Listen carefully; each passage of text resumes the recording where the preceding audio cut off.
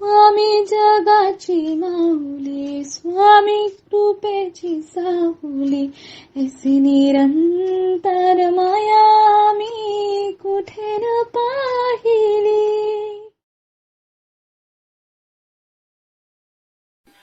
श्री स्वामी समर्थ. सर्व मित्रमैत्रिणींचे आपल्या श्री दत्त अनुभूती परिवारामध्ये सहर्ष स्वागत आहे. स्वामींची कृपा तुमच्यावर निरंतर राहू दे. मी आज तुम्हाला स्वामी भक्त श्री गोपाळ बुवा केळकर लिखित बखरीतील बखार क्रमांक 21 सांगणार आहे. त्यापूर्वी तुम्हाला एक विनंती करते की आपल्या श्री दत्त अनुभूती या चॅनलला सबस्क्राईब जरूर करा. शेअर, लाईक, कमेंट्स करायला विसरू नका.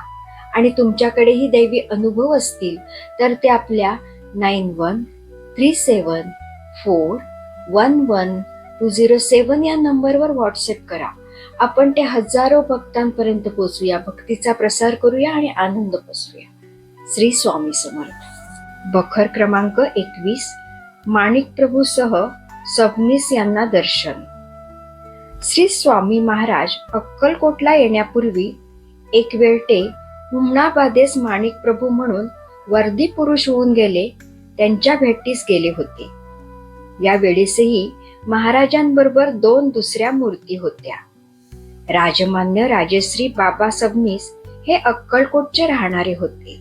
हे तत्ववेत्ते होते, तसेच भाविक होते.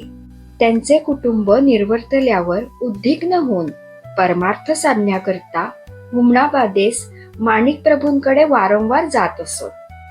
एकदा नित्याप्रमाणे बाबा माणिक प्रभूंच्या दर्शनास गेले असताना प्रभूंजवळ 3 मूर्ती बसलेल्या त्यांनी पाहिल्या. त्यापैकी एक श्री स्वामी समर्थ होते. माणिक प्रभूंनी खून करून महाराजांचे दर्शन घेण्याकरता बाबांना सूचना केली. बाबांना खून समजली नाही. तेव्हा प्रभूंनी बाबांना स्पष्ट सांगितले की हे स्वामी महाराज तुझे गुरु आहेत, त्यांचे दर्शन घे. मग त्यांनी महाराजांचे व त्यांच्याबरोबर असलेल्या 2 मूर्तींचे दर्शन घेतले. महाराजांनी पुष्कळ शिव्या दिल्या व मनातील पुष्कळ गोष्टींची ओळख देऊन तू कसाई आहेस असे म्हणून अक्कलकोट को जाओ हम भी आएंगे असे स्वामींनी सांगितल्यावर आपण अक्कलकोटचे राहणारे आहोत हे महाराजांना कसे कळले याबद्दल त्यांना आश्चर्य वाटले.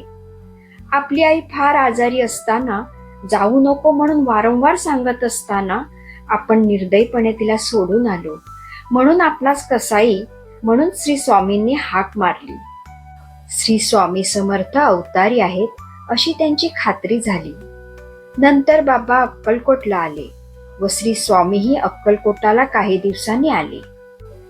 आपल्याला माणिक प्रभूंच्या सानिध्य दर्शन दिलेली अवतारी मूर्ती हीच अशी बाबांची खूण पटल्यावर बाबा हे श्री स्वामी महाराजांचे निस्सीम भक्त झाले. महाराजांबरोबर दुसऱ्या असलेल्या 2 मूर्ती दृष्टीस पडल्या नाहीत. ब्रह्मा विष्णू महेश मिळून दत्त अवतार झाला. त्याचप्रमाणे त्या 3 मूर्तींपैकी स्वामी महाराजांचा अवतार अक्कलकोटला प्रसिद्धीस आला. महाराज मंगलवेढ्यापासून निघाले ते सोलापूरला आले. सोलापूरला जाणाऱ्या रस्त्यावर करमरकरांचे शेत आहे. ते शेत वेदमूर्ती पंढरीनाथ व एकनाथ भटजी निवासकर यांनी 1855 ते 56 साली वाट्याने घेतले होते.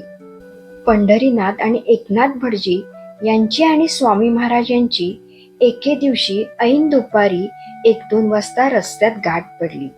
त्यावेळी सूर्याची प्रखरता होऊन गेल्यामुळे पायांना चटके घेण्यापुरती जमीन तापून गेली होती. पाय अतिशय भाजू लागल्यामुळे स्वामी महाराजांनी पंढरीनाथाजवळ त्यांच्या पायातील जोडा आपल्या पायात घालण्याकरता मागितला. पंढरीनाथाने ताबडतोब पायातील जोडा काढून दिला. स्वामी महाराजांनी पायात जोडा घालून जी चाल काढली त्या चालीने पंढरीनाथ व एकनाथ हे आपापसात बोलत असता महाराज त्या उभयत्यांना दिसेनासे झाले. स्वामी महाराज आपणास कुठे दिसत नाहीत असे पाहून एकनाथ पंढरीनाथांना म्हणाले, अरे तू आपला जोडा त्या वेड्यास देऊन टाकलास आणि तो तर दिसेनासा झाला. जोडा दिला असे काकांना कळले तर ते रागावतील. हे ऐकून पंढरीनाथ चिंतेत पडला. सुमारे 5 मिनिटाच्या अवकाशात स्वामी महाराज मोठ्या लगबगीने परत आले आणि पंढरीनाथाला म्हणाले, घे आपला जोडा, आता काका कशाला रागे भरेल, जोडा तर आला. इतके बोलून पुन्हा झपाट्याने चालते झाले.